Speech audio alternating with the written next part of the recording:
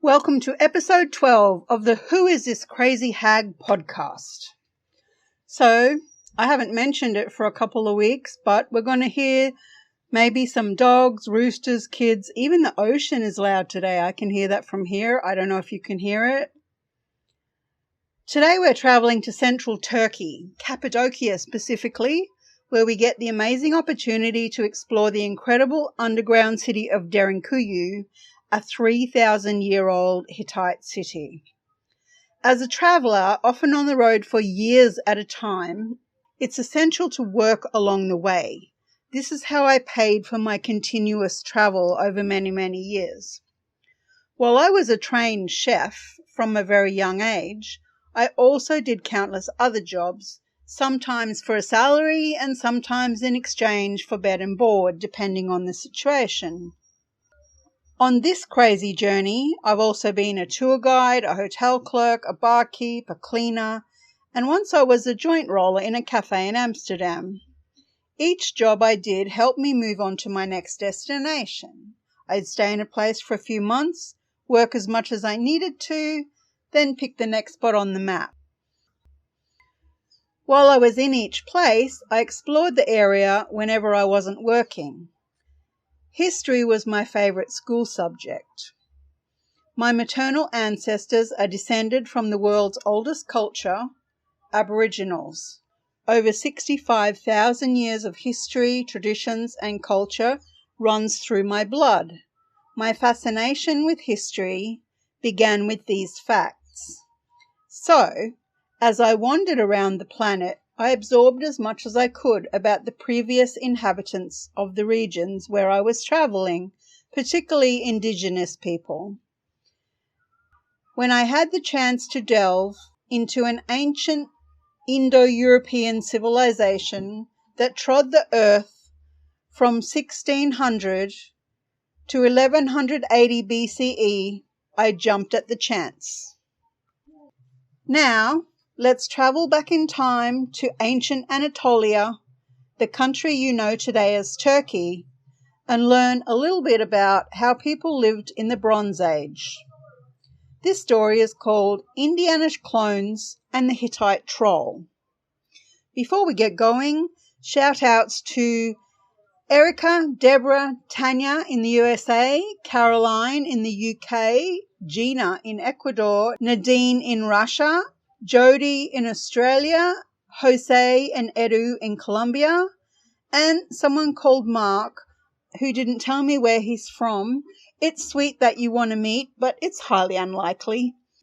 Anyhow, enjoy the podcast. It blows my mind that so many people around the world are listening, so thank you so much for tuning in. On with the story.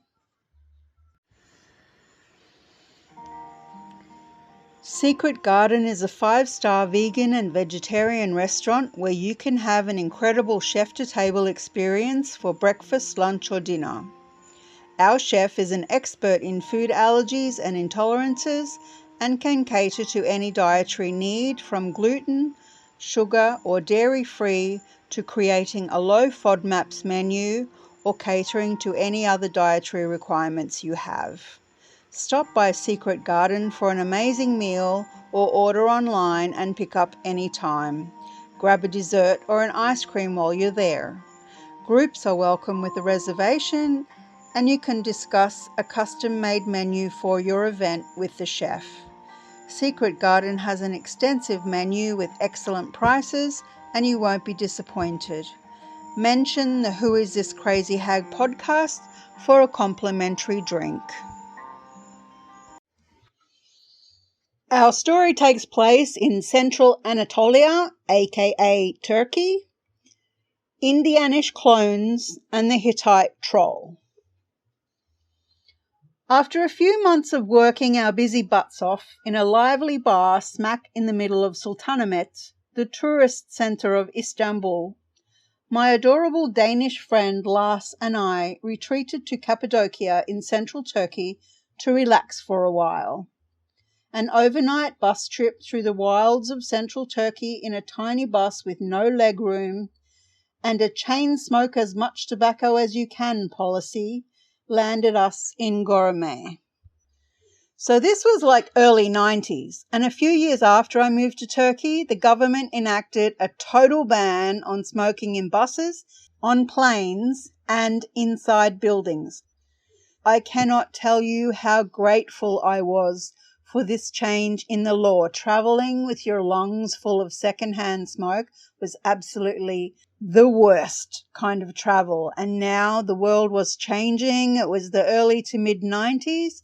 And I believe Turkey was actually the first country to ban smoking on all transport. At dawn, still feeling sleepy, with our limbs cramped and our lungs exhausted, we trudged up the hill to the panoramic pension and set up camp. No sooner had we arrived in the pinnacled valley than the valiant Viking switched on his radar-enhanced chick magnet. Let me just say, Lars was pretty cute.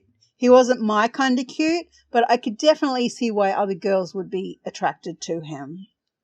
Before long, the entire hostel was swarming with beautiful girls from all over the world.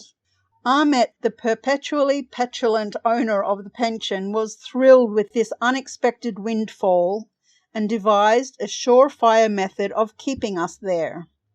Ahmet offered us jobs in return for accommodation and full board. It's rare for travellers on cotton thread budgets to turn down such an attractive offer, especially when there is no schedule to meet. Lars and I had nothing but time and the desire to enjoy every second of it. Gladly, we accepted the generous offer. At this point, I'm going to say, we didn't know that there were certain conditions attached, but anyway, we'll get to that. Ahmet settled us in to our own cave hewn from volcanic ash compacted over millions of years. So Cappadocia was formed by the eruption of 3 volcanoes, Erciyes, Hasan and Gulu 60 million years ago, and the subsequent erosion of the ash and lava, creating a moonscape of fairy chimneys, cones, pillars, and pinnacles. And the substance was so soft that people could carve caves out of it, and many homes in Goreme and around the central Cappadocia area are inside caves. So that's where we lived, inside a cave. Our room came sans electricity and plumbing, not a big deal, with candles for light and a bathroom nearby. We put dozens of candles in every nook and cranny of the cave, and it was reasonably well lit. We got to work immediately. Word travelled fast, and pretty soon the caves were continually chock-a-block. We got so busy, backpackers needed to make a reservation to secure a room.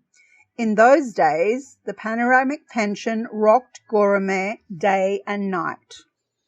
After a particularly busy day, checking in and welcoming new guests, settling old accounts, arranging breakfast and laundry, counting heads for dinner, making up rooms, and organising the daily tours, Lars and I walked to a nearby cave bar with some of our newest friends and partied all night. Beer flowed and fat spliffs were handed around. Lars attracted women like a flower beckons bees. He had a silky smooth way of making each girl feel special. On a natural high, they floated around his irresistible aura until the wee hours.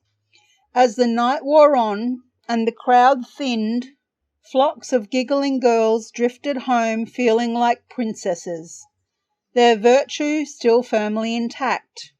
Apparently, Lars was too tired for shenanigans that night. Just before dawn, our straggly little group zigzagged drunkenly back up the crooked path to get some shut-eye before the workday started.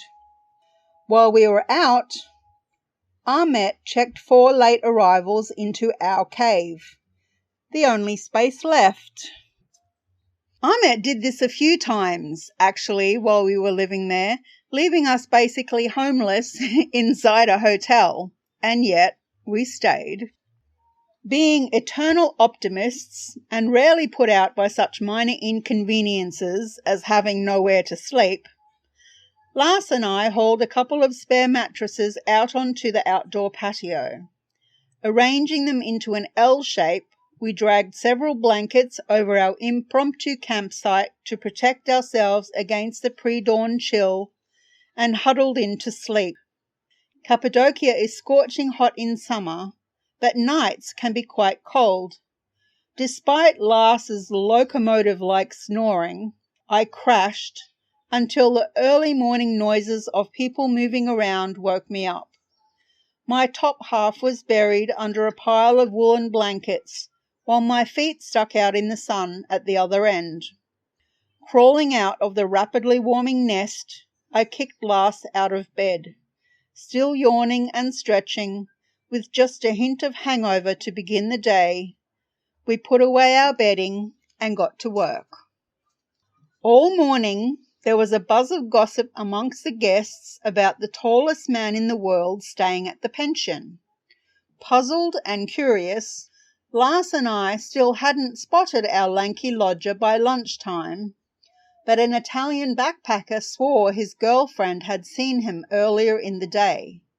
The man is nearly 3 meters tall, he insisted, gesturing with his hands for emphasis, despite our sardonic expressions of disbelief.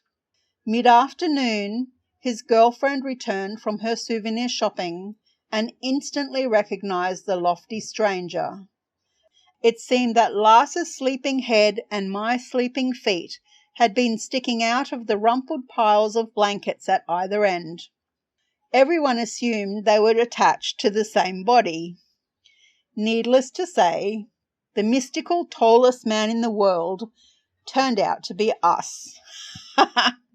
The following morning, it was our turn once again to guide the tour to the underground cities and Ilara Valley.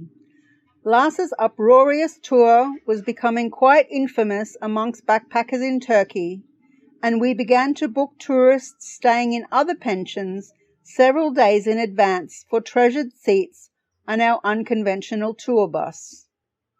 Being the quieter one by a short margin, I was in charge of explaining the historical aspects of each site and arranging lunch, while Lars was in charge of creating all the fun and distributing shots of vodka and recreational drugs.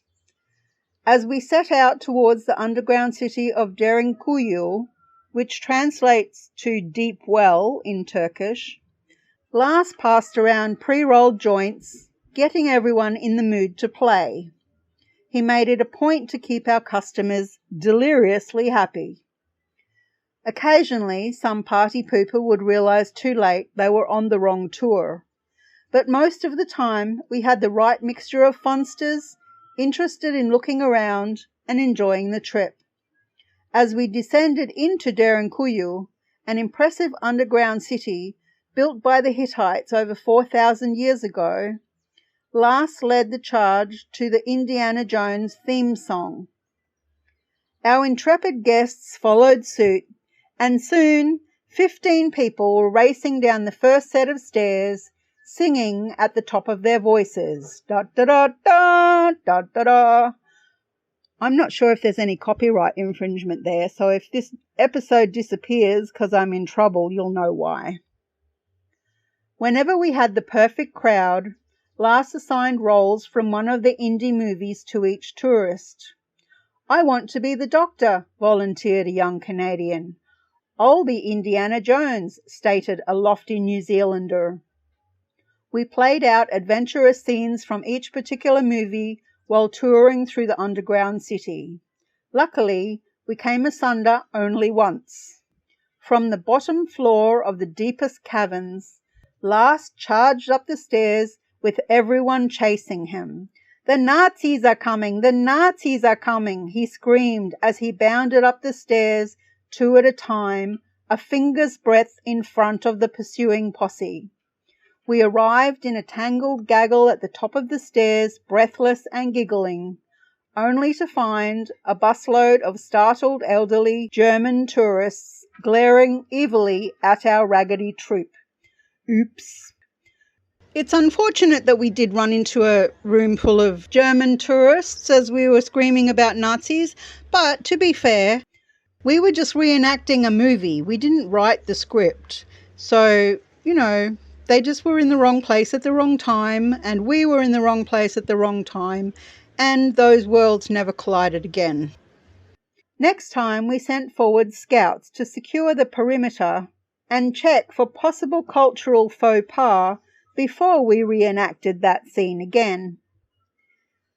A well-beaten path twisted and turned down 8 levels through the maze of tunnels and caves into various rooms and living areas.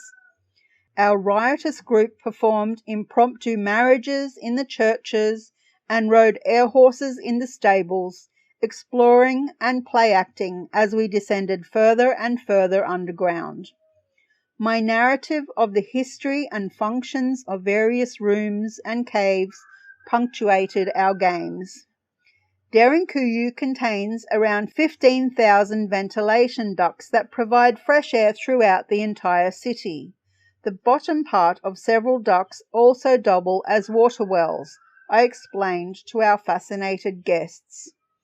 As I pointed out ancient air vents, water wells, mills, and food storage caverns, explaining the function of each while demonstrating how they were carved from volcanic ash, Lars invented games to play on the tour.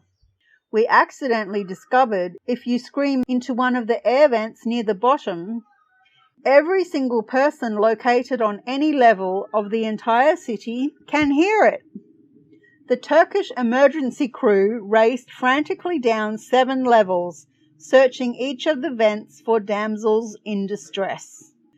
We informed them truthfully that we hadn't seen any women in trouble on our level. Oops, we did it again. I mean, these caves had great acoustics, so it was definitely fun to try them out. Probably not so much fun for the emergency services. But we didn't do that again. We only did it once. Tunnels and paths wound and twisted back on themselves. Levels and half-levels branched off paths, and the entire labyrinth resembled the inside of a massive Swiss cheese. Round stone doors rolled into crevices at strategic points along the way were once used to protect the industrious troglodytes from invaders and predators. After several tours, Lars and I knew the paths and tunnels inside out and back to front, and we often took our guests off the beaten track to lesser-known parts of the huge troglodytic city, many of which weren't open to the public. Checking for guards as we descended, we silently led our group down several sets of closed-off stairs until we reached the bottom of the deepest underground city in Cappadocia, at 85 meters. One of our favorite little haunts was the Troll's Cave, carved into the foundations of Derinkuyu, where local grapes were once crushed to make wine. The large grooved stone of the crusher and several inbuilt storage vats were all that remained of the ancient wine cellar. In one corner, we followed a short curved path to what appeared to be a dead end. On hands and knees, Lars crawled into a half-hidden dark tunnel and beckoned the group to follow. I pulled up the rear to make sure no one chickened out or straggled behind. About 20 feet long, the tunnel was a tight squeeze for anyone with a large build. It was pitch black inside, and once you were in, there was no room to reach for flashlights. It was akin to crawling through the crepuscular bowels of hell. Lars encouraged everyone to feel for the feet of the person in front, and I talked many people through from the back of the line. This was my favorite part of the tour. All our senses and instincts were on high alert from the moment our hands and knees touched the floor of the carved stone tunnel. Lars helped the first 2 people out of the exit at the other end, and then stretched out to his full height in the middle of the dark cavern. It was pitch black. Some people switched on their flashlights and waited for the rest of us to emerge. It's kind of amazing that that little glimmer of the flashlight in front just kept people moving forward through that tunnel. It was really dark and scary, that tunnel. To relax our jittery guests, Lars handed a couple of joints around and got everyone happily stoned in the dark. By the time I arrived, most of the ramshackle group was fairly comfortable with their strange surrounds. We stretched out and walked around, shaking off the claustrophobic feel of the tiny entrance hall. Surrounded by blackened walls and a roughly carved ceiling covered with weird-looking scratches and gouged-out marks, everyone settled in to hear the legend of this mysterious hidden room. Before I began my narrative, I asked everyone to turn off their lights. The marijuana high in the impenetrable darkness were great tools to enhance spooky storytelling. My words echoed off the walls in the dark as I related the legend of the Hittite troll who was believed to have lived in this cave for centuries. Every now and then, a little girl disappeared from the underground settlement. The Hittites believed the troll had stolen the child for food when horses and donkeys were scarce. I would whisper eerily. Horses and donkeys were considered more precious than little girls, and most of the villagers figured they could afford to lose one or two occasionally for the sake of security. Just as I was getting into the guts of the story, the audience began jumping around nervously. "Ah! Something hairy just touched me!" shrieked a young French backpacker. Undeterred, I continued my tale and told them about the night a small boy had gone missing. The villagers assumed the troll had taken him. Everyone was angry and wanted revenge. Boys were a valuable part of the community. They were providers. The people hunted the troll mercilessly, but it proved too clever. As I spoke, people shifted nervously around the cave. Startled shouts burst from the darkness from time to time. Flashlights beamed here and there, and one guy swore he saw a fierce creature with dirty matted hair. Our group of stone tourists began to freak out. Flashlights and matches flickered on and off. A search of the cave proved there was nothing there. Those standing on the outside of the group were on edge. Momentarily, everyone settled down again.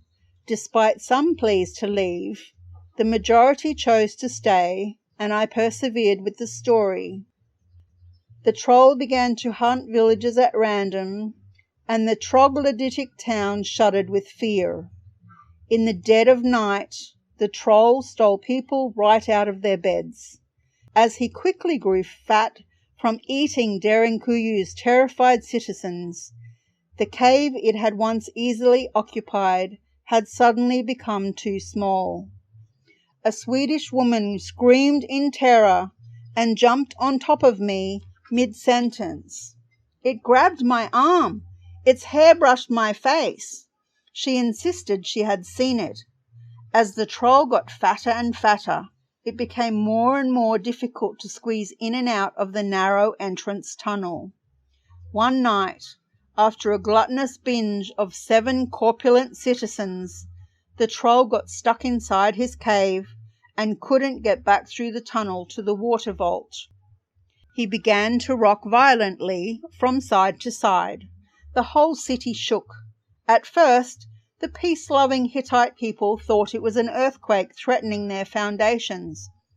But then they realized what had happened. The group hung on to every word, simultaneously awed and terrified. As I spoke in hushed whispers, the ghost of the greedy troll brushed against the backs of their legs. The hairs on the backs of their necks stood on end. Everyone held their breath. The villagers made a deal with the troll. They would bring him water to drink if he stopped terrorizing the city. The troll promised to leave them alone, slyly making plans to increase his reign of terror once he got out of his cave. An aqueduct was quickly constructed, and the troll was given fresh water to drink. The hungry troll's stomach growled and grumbled. He became angry and impatient. The shaman suggested a potion in the water to suppress the troll's hunger and cravings. As I spoke, the ghost of the troll leapt and danced around the cave silently, touching and tickling frightened people. Near the end of my story, my terrified tourists huddled together in the center of the cave, clasping each other's arms. The more water he drank, the thirstier he got. The shaman had poisoned the troll's water supply, and he never emerged from his cave again, dying a terrible death. The villagers heard his horrible howls of agony for 3 nights and 2 days before he finally died. As I reached the end of the legend, the resident troll let out a hair-raising howl. Amid terrified shrieks, weak beams of light flew in all directions. Everyone scrambled at once for the exit.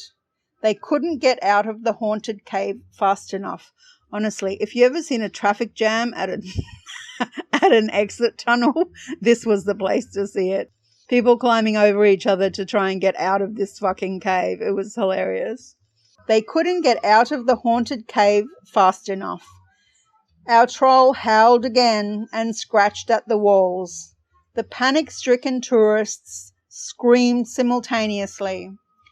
"It's okay. Let's all go together quietly," Lars's soothing voice echoed from the darkness.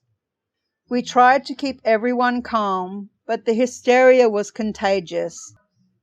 Those who had been afraid of climbing through the narrow tunnel on the way in clawed their way out in record time to escape, roughly shoving the people in front, urging them to go faster. Soon, Lars and I were the only ones left in the cave. As I bent to follow the last tourist through, I turned to Lars and whispered with a low chuckle, "Go and get dressed, you nasty troll." It took me ages to crawl out of the tunnel. I had to keep stopping to laugh. Lars was right behind me, giggling his head off. Unbeknownst to the group, he stripped naked in a little enclave no one had noticed and ran around the room scaring the life out of everyone as I told my mysterious hungry troll myth. Of course, it was all pure invention. I mean, honestly, you want to travel with the storyteller, you're going to get a story. Dancing and prancing around, Lars had touched some people and grabbed others. He pulled hair, blew in ears, and brushed his fingers along leg hair as he weaved in and out of the frightened little group. As we reached the other end and tumbled out of the tunnel, we collapsed in a shuddering heap of shaking limbs and torsos. Fortunately for us, our emotional guests thought we were crying. The whole group was an emotional mess. Tears streaked down terrified faces, and a couple of people had soiled their pants. Struggling to keep straight faces, Lars and I led our trembling troop upwards into the bright sunlight, calming and comforting our terrified tourists as we headed skyward. Our driver stood by to guide the well-shaken and thoroughly stirred group across the road to the old monastery. Of course, some of them needed to visit the toilet before we left. Making a lame excuse that we needed to go to the store before we left, Lars and I bolted down the road and collapsed in a heap of giggles behind the market. We had 15 minutes to pull ourselves together before our group assembled by the van. As we piled into the bus, settling into our seats for the half-hour journey back to Gorome, Lars turned around to face our group, eyes twinkling, killer smile in place, oozing charm and grace from every trollish pore, and asked, "Now, who wants vodka?"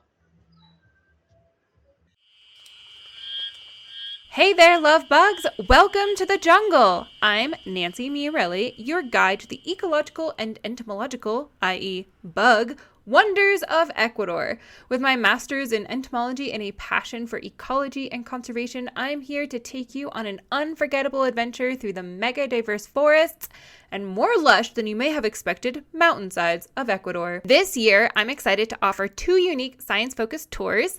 Join me for a nature journaling course where we'll sit in the grass, sketch, observe, and reflect on all the creatures and plants that we discovered. Or dive deep into evolutionary theory on my evolution tour, where you'll see what you learned in a book that one time growing on the side of a tree. Ready to embark on a journey of discovery? Visit www.scibugs.info, that is Scibugs, SCIBUGS, to learn more or find me, Scibugs, everywhere on the internet. Let's explore Ecuador and all it has to offer together.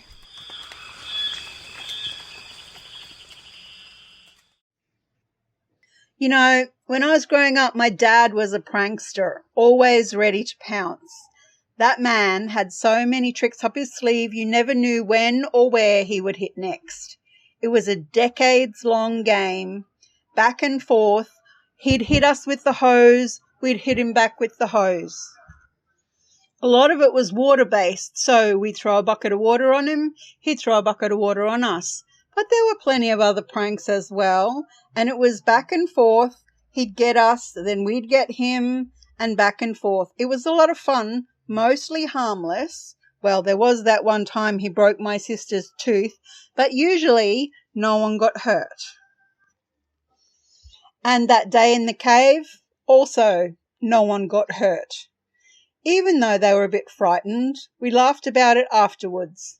Back at the hotel, when we finally arrived home, I told them who the troll was, and they were keen to find a way to get him back. I spent several months in Cappadocia, learning the lay of the land, reading the history of the region, exploring the caves, exploring the underground cities, walking down the valleys, looking at the magnificent moonscape of Cappadocia, and learning to make some of the best Turkish dishes that I still make today. Honestly, if you ever get any kind of opportunity to go to visit Cappadocia in Turkey, jump on it. It's fantastic. Our story next week, we're going a little dark. We're traveling to Ukraine, and something pretty horrible happens. So brace yourselves and maybe even bring a box of tissues. Do you have any crazy travel stories? What's the most insane thing that happened to you while you were on the road? If you'd like to share, send an MP3 recording of your story or write it into an email and send it to thewitchmob@gmail.com, and it could feature in a future episode. Don't forget to pick up your Who Is This Crazy Hag stickers and totes from Redbubble. Links are in the show notes.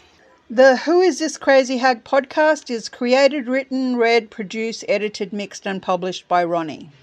If you'd like to grab a copy of Few Are Oo, find the paperback on Amazon or email thewitchpod@gmail.com to get an ebook.